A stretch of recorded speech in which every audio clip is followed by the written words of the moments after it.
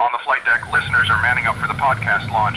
It's time for all unnecessary shows to clear the airwaves. You're listening to the Hangar Bay, a podcast dedicated to the latest military flight simulation and hardware news. From developers to the community and everything in between, the Hangar Bay will get you squared away.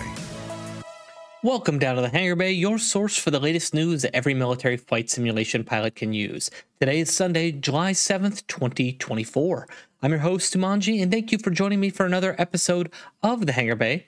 I hope each and every one of you have had a wonderful week in the virtual skies, and for the American listeners out there, I hope you had a wonderful 4th of July, and you had a great time with friends and family, because somehow we are already in the month of July, and I do not know where this year is going. That said, before we get started with this week's show, just a reminder, you can always follow along with the show notes on thehangarbaypod.com, or if you prefer, watch the video version of this show, which is available on YouTube or on Spotify. With that out of the way, let's get things started like we do each and every week with the Flyby. The Flyby is where we aim to cover the highlights from this week's news in 60 seconds or less. Starting us off this week, we have the developers from the IL-2 series who recorded their fourth briefing room episode this week, which is a video where they just discuss the project as a whole, and specifically in this episode, they discussed the decisions that led them to move the series to Korea, as well as their plans for the series as a whole moving forward. DCS's much anticipated June update that brought with it the CH-47 Afghanistan map, supercarrier updates, and a whole lot more is indefinitely delayed as of the recording of this episode. On the Falcon BMS front, Update 4 Hotfix 1 was released on Friday and is available to download, so make sure you run your update tool. And then finally, on the hardware front, summer savings are in full effect as both Virpil and VKB join the ranks of those discounting their products this summer, with both manufacturers offering 10% off discounts across their product lines.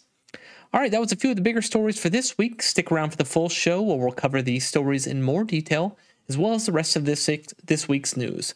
So on that note, let's get things started with the developers. Hey everyone, Wags here. Developer news is where we bring you the latest happenings from game developers and related third parties. So as we mentioned in the flyby, we have the briefing room episode number 4 from IL-2 series. So this was the 4th episode in the long form discussion series that features both Albert, the IL-2 studio director, and Daniel, the IL-2 series producer. Before I get into the actual contents of it, I just want to reiterate that it would be great to see something like this from Eagle Dynamics, or even maybe Falcon BMS. It's just kind of fun when the developers sit around and just have a free-flowing conversation about their game, the direction they see it going, and respond to some user questions they picked up, or I should say community questions they picked up from the forums. Anyway, so I'm always really happy to watch these videos. That said, they are in their native language, so they are Russian, so we're getting the AI translation of these videos, which is a little funny to watch the AI voice react to them, and you don't know if you're fully getting the full context of what they're talking about, but for the most part, we can get a good understanding of what they're saying without the actual translation being done by the community team. So there was a variety of topics touched on in this particular episode. The highlights that I pulled out was them talking about their excitement for moving the series to Korea in general. They talked about how they're really interested in that height of the piston age aircraft versus the birth of the jet age all coming together. They mentioned that this is really the first time in about 13 years where the game engine has had, or I should say the team as a whole is invested in technology regarding their game engine. So that, and we've reiterated this before when we talked about the Korean launch last week, but the team is really stressing that they think there's going to be a lot of benefits to this new engine work that's been done over the last 18 months, and it'll pay dividends over the course of the series, which they hope will last the next 10 years. So they do say that the shift in the name is representative that IL-2 is now a series of games, and that the first game in this series is titled Korea. So they really do talk a lot in this episode, and I encourage you to watch it. It's linked in the show notes. It's a nice YouTube video, about an hour long. They not only talk about this particular episode in the series, Korea specifically, but where they see the series as a whole going. They mentioned that they don't have any intention of stopping the Great Battle series. There are plans to continue support. They mentioned that there are specifically those working on maps, making plans, and all the rest. I anticipate a lot of that maybe will come in the form of third parties, but they didn't say they're cutting off support for that series. In regards to Korea, they are aiming for some form of release within the next year. So they don't know if that's going to be early access or a full release, whatever the case may be, but hopefully this sometime in 2025 we'll have some element of IL-2 Korea in our hands. And then again, they reiterate that this is laying the foundation for a whole series of new products in the flight simulation genre. So it'll be very interesting to see what lessons the team learns from Korea and where they go. You know, do they just want to keep iterating on Korea and then add new nations, carrier battles, or I should say carrier aircraft carriers, so that we could do naval aviation in the Korean Peninsula? Or does that translate into us moving even further forward to Vietnam, other Cold War eras? I don't know. I think the future is very promising, and it's exciting to hear the IL-2 devs talk about where they want the series to grow as a whole. I certainly appreciate the World War II work they've done. No doubt it's been very popular, but I'm also interested in some other eras of flight simulation, and it'd be nice to see that team kind of lead the way in that regard. So again, I've got the video linked in the show notes. Go over to check it out, and as always, you can learn more about IL-2 Series Korea over on their webpage, which is il2-korea.com. All right, continuing on the IL-2 front, we'll shift it back to the World War II side of the house, and then we have an update from the team folks at Team Fusion with IL-2 Sturmovik regarding their 6.0 update, which is going to be the DLC Fortresses and Focke-Wulfs. We've talked about that on the show. They're continuing their weekly aircraft development update, and this week they had an update about the MS-406, which, if you were like me, I did not know much about this aircraft. That was France's most numerous fighter during World War II, so it really fits this time period of spring 1940. This will allow the aircraft for those looking to fly from that French perspective in this era, I should say, that'll give you an aircraft with which to do so. They did mention that the aircraft will not be available at the initial launch of the DLC with version 6.0, but it might follow later on in version 6.5, potentially. They've mentioned that before. Some additional development updates, though, regarding this, regarding what Team Fusion is working on. They did mention that they do plan to have a Blitzkrieg 1940 DLC that will potentially follow the release of version 6.0, that this is where the MS-406 might fit into after they finish enlarging the Western Europe map that they're already currently working on. So they also go on to mention some of the other additional aircraft they might like to see added as they move forward in development post 6.0 release. They throw out some aircraft such as the Martin Model 167, the Curtiss Hawk 75 or the P-36, the Hurricane Mark I, the Fokker DXXI, the BF-109D, and they even mentioned the HS-123. So lots to look forward to in this series, and for those of you who are also interested in some of the bombers like I am, specifically the B-17, they do plan to have an update on that coming in one of the developer updates later this month, so stay tuned. Lots to look forward to on the Cliffs of Dover Team Fusion folks. So, all right, keeping it in the World War II theater, we have an update from Scramble Battle of Britain. You know, we've talked about on this show and how the demo is available. Again, if you're interested in this strategy game that has that flight simulation spin on it, go check it out on Steam. They did want to thank the community this week in a developer update they had over on their Steam page, where they said the demo was a wild success and they got a lot of valuable feedback from the community. And as a thank you to the community, they plan to patch the demo with some bug fixes, performance improvements, and then even some feature enhancements in the coming weeks. So if you've been enjoying your time with the demo, it looks like there's a lot to continue looking forward to from the Scramble folks over there with their work on the demo, and a lot more for us to enjoy as a whole. They also included a fun little screenshots. If you're an analytics nerd like me and you like seeing all the data they've been able to collect, they said they had over 6,200 unique players check out the game. Over 42,000 total matches were played, about 2,000 a day, and they show out some additional highlights about the data they collected. So anyway, the demo will continue to be available, obviously, on the Steam page until they and they also mentioned they will be looking to open up a new closed beta to test exciting new features they're developing. So we'll continue to bring you the good work the Scramble Battle of Britain folks are doing. And again, if you're interested, looks like you got a lot more time to check it out, the new and improved demo over there on Steam. All right, moving things forward to the modern side of the house, we've got an update for Falcon BMS. That's update 4 Hotfix 1 is live. So for those of you flying Falcon BMS this weekend or next week, make sure you use your updaters to retrieve it, and then check out the changelog, which is over on the Falcon BMS website. So there was a variety of code and data changes to the game. I wouldn't say anything major stood out to me as revolutionary in terms of something that we might want to talk about in the show, but just lots of little fixes and improvements, which are always good to see. I did want to highlight, though, some breaking changes to note. They said the developers mentioned, as usual, your Falcon BMS config file is restored to default, and that make sure you check your F15C key files, as there have been some updates done on that front. So make sure you get your update if you're looking to fly some BMS this weekend. And then finally, probably the biggest news on the modern sim front this week was the unfortunate delay of patch 2.96 for DCS. So the long anticipated patch update that I've really been looking forward to, that I know many in the community have been looking forward to. We've hyped it up a lot in the show. Well, unfortunately, had a series of delays this week. At first, it was, we mentioned it was going to be delayed from June 26th to July 3rd. Then July 3rd shipped around, and the team said we need one more day to work on it. And then lo and behold, on July 4th, the team announced that the update would not be coming. It has been delayed, and it is currently in heavy testing and bugs fixing. So no patch this week, unfortunately. So no Afghanistan, no CH-47, no super carrier updates, all the like. In fact, the whole developer, or I should say the whole weekly newsletter this week, was actually focused on this delay. So before I go any further, I do want to give Eagle Dynamics credit on this front. This level of transparency that we're about to discuss in the weekly newsletter is something I sincerely appreciate based on some of the feedback I've seen in the community in various social media platforms. A lot of community members also appreciate this. Hopefully it's not the only time, or I shouldn't say we have to have this many series of delays to get this level of transparency.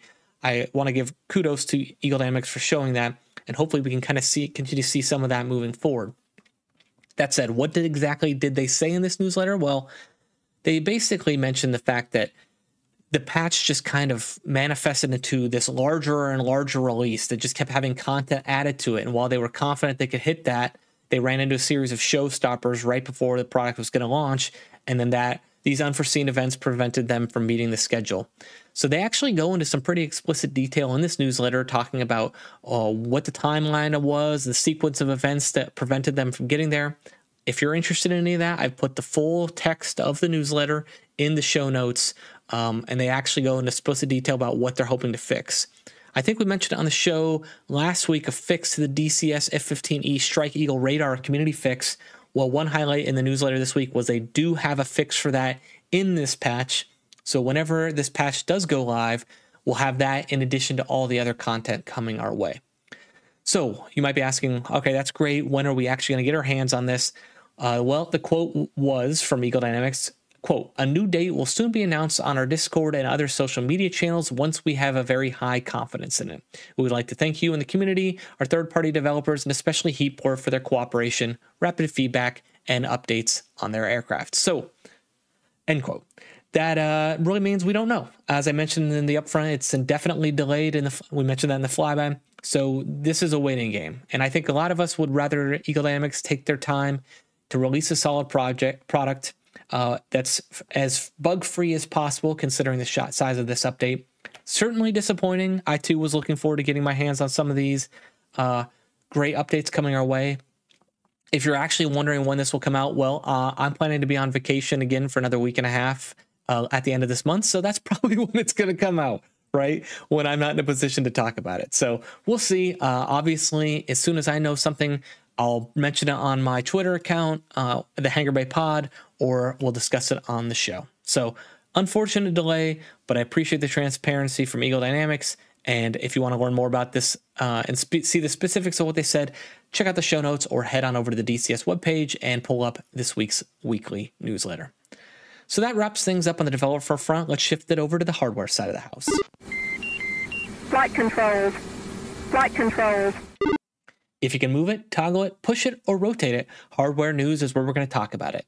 And this week, we've got two pieces of hardware news, one from Virpil and one from VKB, and they both regard their summer sales. So the sales just keep on coming, and especially on the Virpil front, I feel like we have a new sale each and every week, which is certainly not something I'm disappointed about, and I keep bringing it to you because whenever I can save you guys money, that's what we're going to try to do. So this week, it's just a generic 10% off store-wide sale.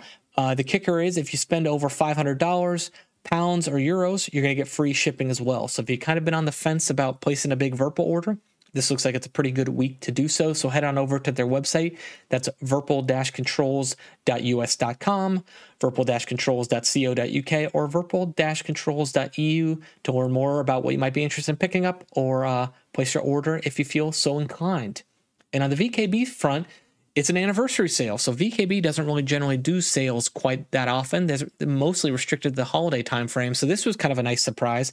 They say it's because VKB is now of the legal drinking age. So whatever excuse you need for sale, I'll take it, right? So it's 10% off, except unlike Virpil, it's a little bit more restricted. It's about specific products for them. So if the following products are on sale from VKB, again, with a 10% off coupon code, it's their T-Redders, their new throttle line, the Stex. If you're looking for any of their Gladiator hardware, so the SAG standard left and right, SCG premium left and right, the F14, the World War II grip, the Omni throttle, those are all 10% off. Any of the gunfighters with the grips, with or without extensions, have 10% off. And then the desk mounts, both the short and the long, are 10% off as well. Those discounts started today, so they went live. They went live on Saturday, and they will extend through Saturday, 13th July. So sale runs 6 July to 13 July. So whenever you're hearing this, if you fall in those dates, be sure to head over to VKB if you're looking to pick something up and save yourself a little bit of money. It says the participating dealers for this sale are the EU store, the North America store, the Australia and New Zealand store, the Korea store, and then the China, which I believe is available on their Taobao site. So again, that runs through 13 July, and I forgot to mention it, the Virpil sale, I don't actually have a date on that. Let's see. No, they don't actually list one on their sale, so sorry about that. I don't have a date for the Virpil one, but at least you know you can get in the VKB action for another week. All right, let's transition to the portion of the show where we highlight the work of people just like you, the community. Really not track it, what they're doing exactly. So this is where we cover the latest ongoings of the community, from campaigns and mods to servers, software, and everything in between. And first up in the community news this week, we have something fun for DCS, which is the moving map, or the F10 replacement map for DCS Web Editor. So I've mentioned DCS Web Editor a couple times on the show. They're really pushing the boundaries of some cool stuff you can do with web browsers and integration with DCS. And this is no exception. So essentially what this is aimed at being, as I mentioned, an F10 map replacement for you. So if you're someone, especially if you like to fly in VR and you notice huge frame rate hits when you bring up the F10 map, because again, the F10 map is being rendered in 3D in-game, even though it is a kind of top-down view, it's still a 3D rendering of the world around you. This kind of tries to do away with that and really only have you render a top-down 2D map. So the goal here is much improved performance, with the benefit of you can also now view this on your kneeboard. And you might be wondering, well, how am I going to actually do that? Well, one, if you're in the HeatWars new F4, you can actually use their in-game browser tool to replicate that functionality. Or if you're not in the F4 and you want to fly any other module in game, you can just use Open Kneeboard, which we've also talked about in the show. So this works in both 2D, VR, using Open Kneeboard, or using the in-game browser for the F4. So now this is beta, and this was intended to be released alongside the new DCS update, but the team over at DCS Web Editor said they're just going to move forward with it right now, so the beta release is available for free for everyone, as promised, as of the 4th of July. So in the show notes, I got links over to their Discord, which you can find the installation instructions, and then follow through with some other like-minded users who are using the tool if you're interested in learning more about it. So what other cool benefits do you give of this web editor? Well, it does pass IC, so you can use this in multiplayer. You can run this on a second monitor. So I've heard a lot of folks on the DCS forums or on Hoggit or any of the subreddits asking sometimes, can I run the F10 map on another monitor? And you've never been able to, but with this functionality, you can. And then finally, you can use voice attack or JoyToKey to send maps to your kneeboard, or you should say your moving map here, and allow you to integrate with that functionality. Now, there's no current support for World War II map. That is planned and is in progress. And they also mentioned, I think they do have plans for iPad support. So if that's something you're looking forward to, be sure to check it out. And then finally, I did include a video from Sandbox Code. So that's a content creator at Sandbox Code over on YouTube who demonstrates what this map actually looks like in VR. So if you're a VR pilot curious about this, be sure to check it out. Again, all of this is in the show notes for you to review. That's the DCS moving map, or F10 map replacement, by DCS Web Editor. They're really coming out with some cool stuff, and I can't wait to see what more they have in store for us. So thanks to the team over there. Okay, shifting things over, but still staying on the DCS spectrum, we've got an update from Quartermaster. He's bringing us updated 10th anniversary Imperial English cockpit mods. So if you're someone who likes to fly some of the Red Force aircraft, or maybe even the Viggen, or some of the German aircraft from World War II, but you wish the cockpit would be in English, well, that's where these mods are right up your alley. So Quartermaster mentioned that he's been tinkering with cockpit reskins in DCS for a full decade now, and it's his pleasure to remaster and re-release all 10 of his cockpit kits over on the DCS user files page for everyone to enjoy. So if you're looking to have that simplicity brought to your game experience and want to experience that, go check it out. I've got a link to his files over on the DCS user file page. And again, he's got mods available for both the I-16, the Focke-Wulf 190D9, the 190A8, the BF-109, the AGS-37, the MiG-15, the MiG-19, the MiG-21, and more. And I've also got some screenshots. You can see what they look like in action. Look really, really beautiful cockpit textures, and he's done a great job. I can't wait to fire these up. I think I'll definitely try it for the Viggen. That's probably the aircraft of these that I would fly the most. I tend not to dabble in the Red 4 aircraft too much, but the Viggen is right up my alley. So give it a check out if you're interested, and hopefully you'll enjoy them. Thank you to you, Quartermaster, for providing these to the community. It's greatly appreciated. All right. So with that wrapped up, let's shift things over to the user content of the week portion of the show. They just blew themselves up. They perfectly just blew themselves up. So sometimes it's a mission, sometimes it's a tutorial, and sometimes it's just an interesting topic of conversation here in the content of the week. And this week, we're actually coming to you with a full campaign by Baco 30, who brings to us an A4E Vietnam campaign. I figured what better way to celebrate the holiday weekend without a patch than with something free, right? We got a free aircraft mod for DCS, a free campaign to enjoy.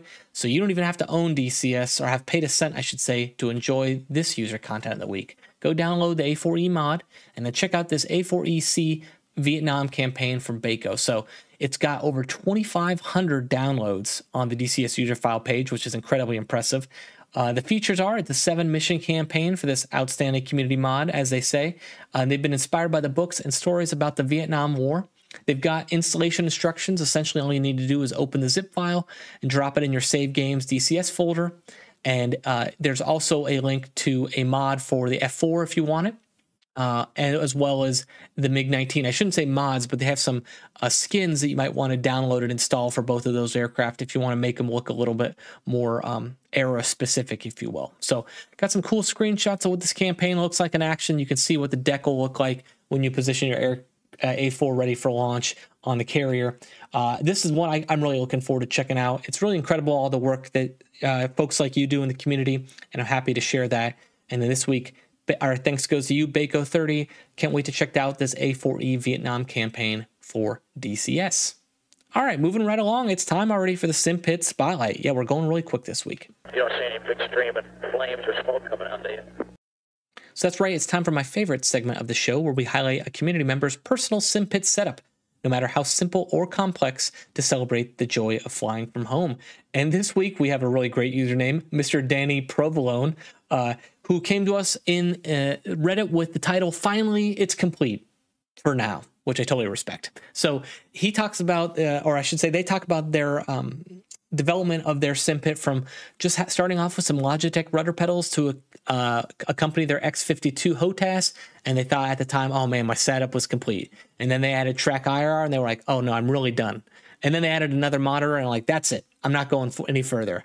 And then so on and so on and so on. Yep, we've all been there before, and we all know how the Simpit adventures go. Well, where they've gone for Mr. Provolone here is a really fantastic place, and it's a Simpit worthy of celebrating. He's got 2 panels from WinWing over on the left-hand side with a Virpil throttle. He's got a VP Force Rhino base with a Constellation grip on it, and then he's got the chair from SimFab. He's got a collective off to the left there, and then he's got a couple homemade button boxes on the right of his cockpit, all with surround sound and a butt shaker below him. So we're not lacking for little attributes in this cockpit. So I just want to say this is a really good one with lots of sources of inspiration for those of you developing your own cockpit out there, including one final piece that I really liked, which is the X key. So if you haven't heard of this, it's like a little mini programmable keypad that you can purchase on Amazon. Looks like Mr. Provolone here is using it kind of like as an upfront controller, UFC, right between two of his MFDs. So really cool addition to the cockpit. Might be something those of you who are out there looking for something similar might want to check out. Again, that's X Keys. But be sure to go check out the pictures in the show notes, as well as I got the link to the original Reddit post as well if you're interested in seeing a little bit more or interacting with Mr. Dan and Provolone as well. But great cockpit setup. Thank you so much for sharing that with us and the community. A really, really cool place it looks like to go flying each and every week. All right, so that wraps up the show. We were pretty quick this week. It was, besides, I guess you could say the drama associated with the DCS delay, it was actually a relatively calm week, but we still had a lot of fun to share with you. Lots of all the available ongoings for this week. So let's shift it over to the listener feedback as we get ready to wrap up the show. 612, departure radio check. So if there's any news, community content, or Simpit setup that you would like to see covered in next week's show, you can always get in touch with the show via email, which is at feedback@thehangarbaypod.com, or you can find me, as I mentioned already, on social media. I'm at the Hangar Bay Pod on Twitter or Instagram. I always love to hear from you, even if it's not content that should be discussed. If you just want to tell me what you thought about the show, or what you think I could do to improve, or what you like about the show and you really enjoy hearing it each and every week, I'd love to hear that as well. Just, I'm always interested in what you have to say, and as always, help me shine a light on the great things going on in the community, because that's what the show is about each and every week. That said, this concludes another episode of the Hangar Bay. Thank you so much for listening to this week's episode. We'll be back next weekend, potentially with a new a date for the DCS update. That would be great.